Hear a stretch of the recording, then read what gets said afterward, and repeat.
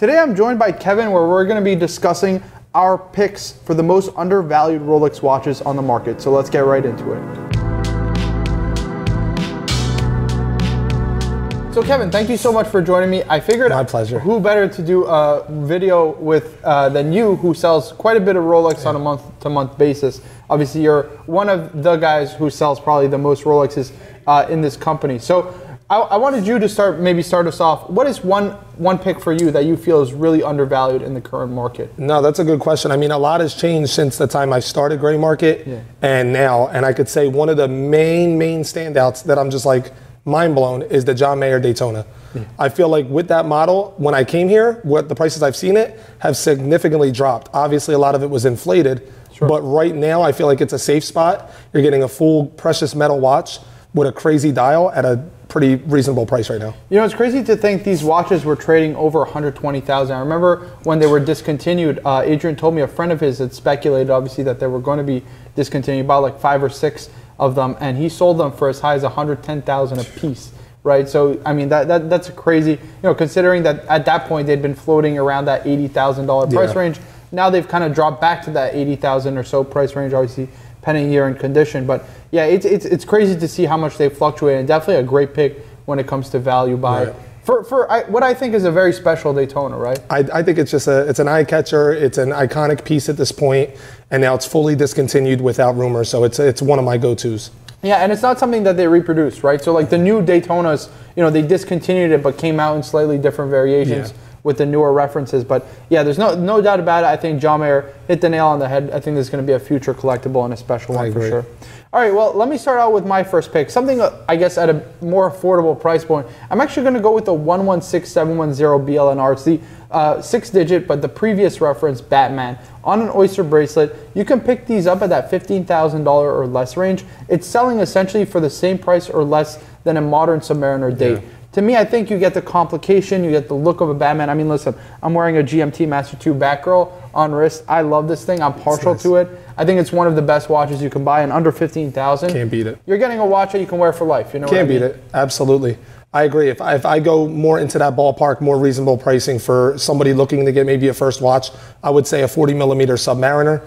Can't go wrong with that. A date Submariner, to be specific. I mean, right now, they're hovering and floating around the 12K range. Yeah, right around that 12K or less range. I mean, it's again a great value for an all-time icon, something you can wear every day in any situation, and it's never really out of place. That would be my go-to second pick. Yeah, sure. I like that. Those are really good price point Rolexes. I would say under that kind of even under the $20,000 price range, right? Because you're going to be paying a premium. Let's say for a Pepsi bezel. Is it really warranted? I mean, listen, you're a Pepsi owner. I'm a Pepsi owner, yeah. You're a Pepsi owner. Is it really warranted over, the blue and black colors? That's a personal choice. That's the tough part, Yeah, I guess that's really a personal choice. Okay, well, going up in price, for me personally, one thing that I'm a big fan of, and I think that is actually very undervalued in the current market, is the day date line. And in particular, I really like day dates that are a little bit rarer. So I'm actually looking at stone dial day dates, namely the rose gold Eisenkiesel, the white gold meteorite, and even I would go with the yellow gold onyx. I think all three of these models, I mean, they're still trading over retail, but the premium over list is really not that big, considering that they make far less of them than regular day date models. And again, they're stone dials, right? We've seen the resurgence of those 36mm stone dials, be with the lapis, all those different stone dials that they did in the past.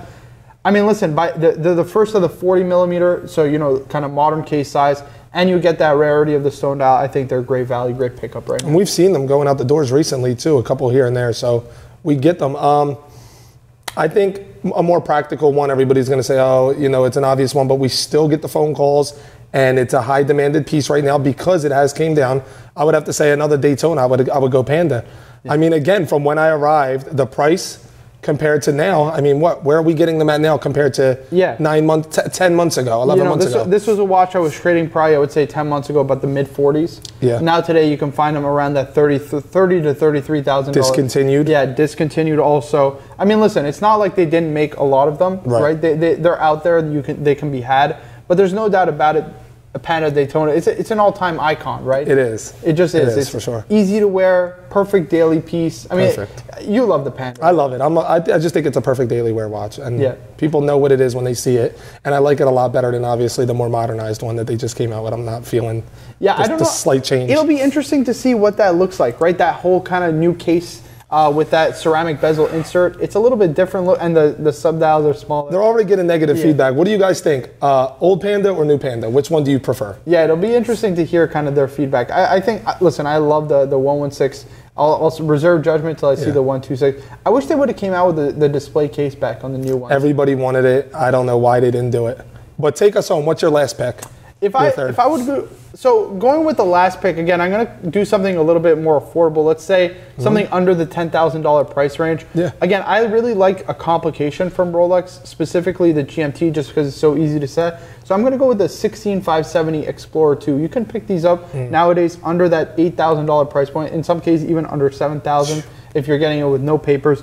Again, you get a a dual time complication with that 24-hour bezel. I love the kind of tool watch look and feel. Yeah. It's a modern case size, 40 millimeters. I like it personally with a black dial. I prefer black dial sports watches, even though that is kind of less of the market preference than the Polar Explorer. But yeah, I think that's higher demand on the Polar for sure. Very durable watch. I agree. I hope this helped you guys if you're in the market looking for a watch and maybe a year ago it was just extraordinarily too high. All right, Marco, help our viewers out. What do you think of the Rolex market right now? It's hard to say, right? I mean, you see this also in the sense that it's not, all things are not equal, right? There's different models are reacting differently, especially in the current market, right? Obviously, the best models is Submariner, Daytona, GMTs. Everything. Those are always going to perform very, very well, and they still very much do. Prices are stabilizing in some cases, like the Pepsi, for example. Prices are actually going up right now because they're just not making them. So we've seen a lot of stabilization, a lot of kind of fluctuating prices. It'll be interesting to see how the next few months plays out is my kind of guess. Again, I'm not a fortune teller. I can't predict the market as much as people may ask me to, but what I will say is this, right? We're at a point where Rolex is the most liquid watch in the market. It always will be the most liquid watch in the market. And there's no doubt about it that I think it will continue to be the most popular seller in the world. And it's a safe bet if you want a watch to just park your money in, right? That's kind of my assessment, but by all means, you give me yours. Now listen, I have to do this before we jump to me. I have to do this. I have to put you on the hot seat. I know you don't have a genie. I know you can't make predictions. Sure. Would you say to the viewers right now, it's a good time to buy a Rolex? I think if you're looking to buy, I would look for the most popular models because, again, those are the ones that are holding value the best. Right. That's not to say, a Datejust or an Explorer, or Sea Dwellers, Submariner or anything like that. Like even in the Submariner range, right? You look at a white gold Submariner. I think that's a phenomenal value buy. You're getting these under retail, no problem at all. Right. Like I think like a Blueberry, yellow gold Blue Z, yellow gold black dial.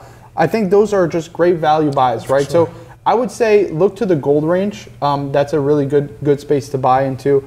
But yeah, if I had to personally pick, I would say, stick to your Daytonas especially, and then your Submariners and GMT. It's a safe move. Yeah. For me, when I entered into the market, you remember the time I came, it just ended with all the chaos of how high prices were. Sure. They weren't even coming down yet. I was walking in and seeing Pandas pushing 40K, extraordinary pricing high.